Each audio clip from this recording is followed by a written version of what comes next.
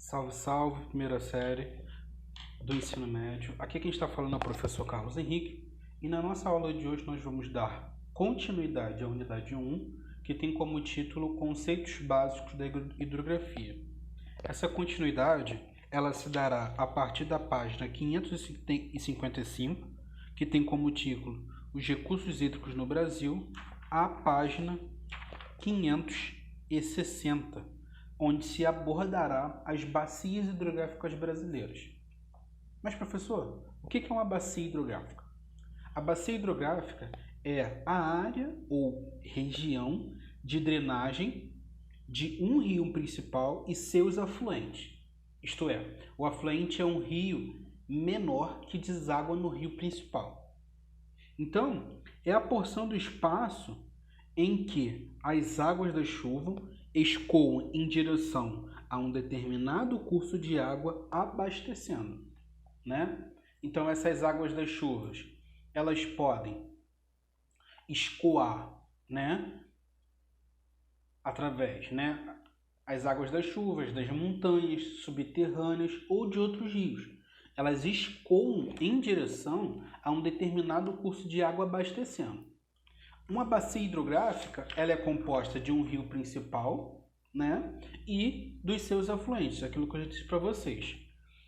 Todavia, uma bacia hidrográfica ela vai se diferenciar da outra com aquilo que nós chamamos de interflúvios, né, ou divisores de águas, que é a parte mais elevada do relevo que, quando a água da chuva ela encosta na superfície, ela escoa. Então, a parte mais elevada do relevo, né, ela acaba sendo esse divisor de água. Então, a bacia hidrográfica ela acaba sendo essa área natural, tá, que capta e drena através de um rio principal e seus afluentes. No caso brasileiro, a rede hidrográfica brasileira, né, ou seja, o conjunto de águas superficiais formado por um rio e lagos, ela reflete as elevadas condições de umidade da maior parte do território nacional e pode ser considerada a mais densa do planeta, né? Então, para alguns, o Brasil ele acaba sendo uma espécie de Arábia Saudita da água. E aí, queridos, eu separei para vocês algumas bacias hidrográficas para nós nos atermos, né? Entre elas, eu separei a bacia do Prata, a bacia do Uruguai, a bacia amazônica, São Francisco e Tocantins-Araguaia. É o que nós vamos abordar nesse momento. A bacia do Prata, né, é formada pelos rios do Paraná e Paraguai, tá certo? Essa bacia ela apresenta um grande aproveitamento de geração de energia hidrelétrico, né? O principal rio dessa bacia é o Rio da Prata, né? E tem sua origem nos encontros dos rios Paraná, Uruguai e Paraguai, né? Então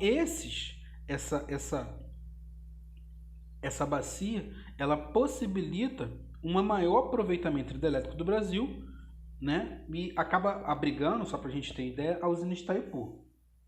Outra bacia que a gente também tem que destacar é a bacia do Uruguai, né?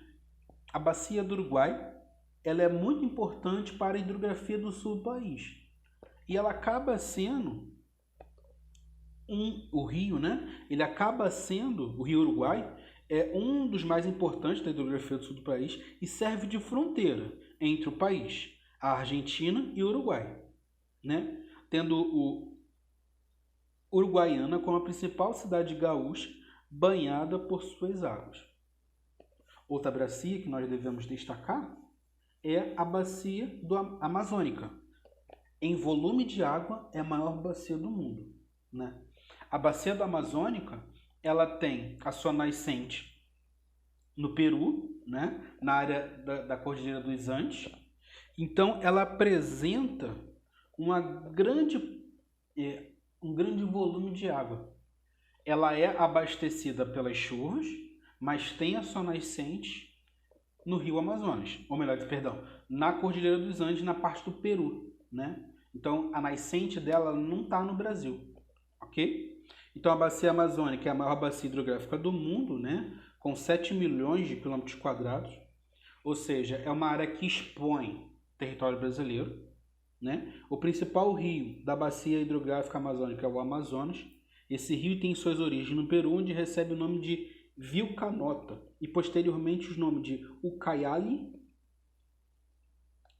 Urumbamba e Maranhão. Somente quando entra no Brasil passa a chamar-se de Solimões e após o encontro com o Rio Negro, perto de Manaus, recebe o nome de Amazonas. A bacia do Rio São Francisco, né? Ela apresenta um enorme potencial agrícola, né, de atividade agrícola, maior rio totalmente brasileiro, né? Então isso acaba também sendo um diferencial dentro das bacias hidrográficas brasileiras, né? E nós temos a bacia Tocantins-Araguaia. A bacia Tocantins-Araguaia, né, o rio Tocantins, com cerca de 2.640 km de extensão, ele nasce em Goiás e desemboca na foz do Amazonas. O rio Tocantins possui 2.200 km navegáveis entre as cidades de Peixe, Goiás e Belém, Pará, e parte do seu potencial hidrelétrico é aproveitado pela usina de Tucuruí, no Pará, a segunda maior do país e uma das 5 maiores usinas do mundo. Então, esse é o comportamento dos rios no território brasileiro, tá bom? Queridos, espero poder ter ajudado na compreensão desse conteúdo. Um grande abraço a todos e até uma próxima.